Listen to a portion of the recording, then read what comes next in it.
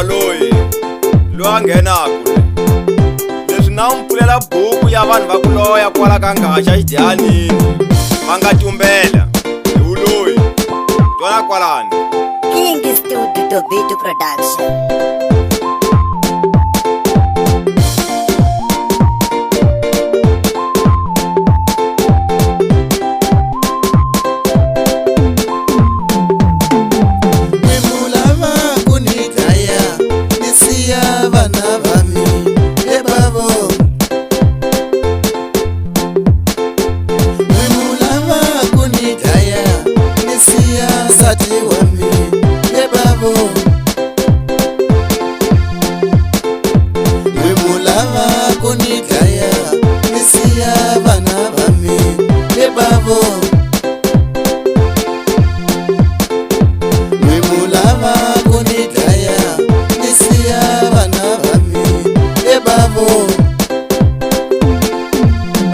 baba kasi unishanisela yini baba wotra kunlandelela baba uthobu hey leswi wa swi ringani mulwewa etsongo lwewa se swi ngana wena swona phela swiswe mwana nyikwe swa nga nyikiwa swona we wotra u tlhavetela vanhu swifula swikuyinini utho bankari utho ndlawo ni pfuxela manjeni ke mina ku vone khale se mara sweswi nga divana ntanga ta wena sweswiwa uto mani one lawyer wena azaku loya a wu tirha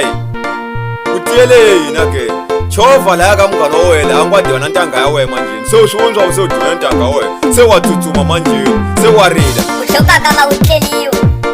mana va mota utletela va kumbembu sana va wu heli mani one guy baba chovha laya ka munghana wa wena la u tiye u dlayeni a hi nkarhi nga ri kani nga mpheleni u tlhe u tumela hi mintiwo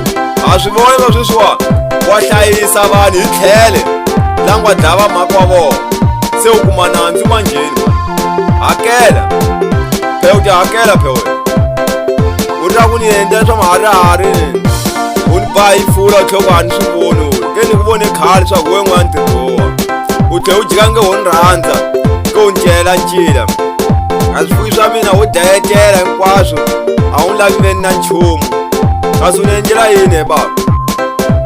se u rali ku voni swa u lo ni xaniseni he baba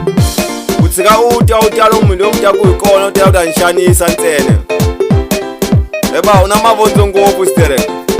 hayi baba a ni na mavondzo a ni ku loko ni swi teka swilo leswiya swi ta tshika swi ni pfuna ku tirha le ka leswi swa swi ta ni xanisa a ni nga ha swi tivi ni xanisa a ni nga a wu nga swi swa u xanisa swona se wa swi vona sweswo swa u xanisa manjeni sa wa ha tlelele ekaya u ri nani he swinini munhu wa loya sweswi ya n'wi ha swi teka leswiya phe se swi lawa u ta tirha phe a sa swa ha tirhi kaya ku se swi dlayetela vanhu manjeni leswa u ta swi yisa ku na wa ha swi tivi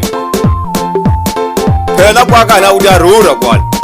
swi nge endleki ngwa rhurhi kuna se hi karhele hi mintirho ya wena va kulini hala n'wati a hi kona halawa va ku heyi famba kwala mdami ya swi vona n'wi kwala a ta ku ka n'wina kwalani hina hi ku vo bula kasi mpela va bala ntiyiso wa swi vona se ha swi vona mpe swa mpela i ntiyiso mpela maka ku se ntirho wa wu tirha hala wati a hi kwala na kwala se wa wu tirha manjeni a wu tshika hambi vo heyi tshika leswi a wu pfumeli ina sweswi wa wena wa famba futhi sweswiwanini u pumbe munhu ina u wa wu loya loko se va landzela timhaka ta wena para va ta kota ku ku pfuna se wa gingima manjeni u ri ma ni pumbanga munhu u chava na u tumbula swihundla swa wena manjeni swin'wana swona wa swi vona va ku caceka n'wina hi loyi se u vuya ka hina na kwala swo fana va ku caceka n'wina hi loyi se u vuya ka hina na kwala swo fana